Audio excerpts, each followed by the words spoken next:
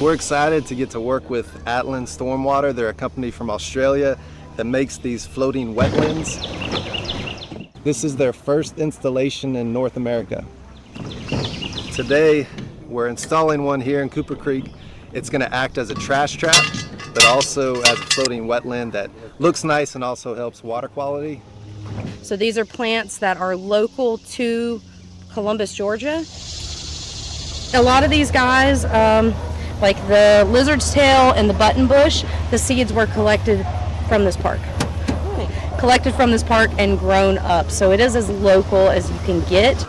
And once it's filled in, you know, the seeds will make their way downstream. And so again, the goal is to kind of get in here and do some maintenance on some of these things like the elephant ears, which are invasive and shouldn't be here, and hope that these guys, as the seeds spread, it'll spread out, and so you'll get these native species all along the banks.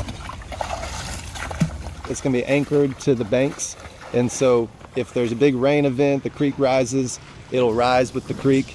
It floats on the surface of the water, so you know, fish, animals can go under. Currently we operate 14 trash traps throughout the whole Chattahoochee watershed. This is our first installation here in Columbus. We're going to come out here very often, put on some boots, get in the creek, get the trash out, make sure that the plants are happy that we will have growing. We think it's going to be a great asset to Cooper Creek Park.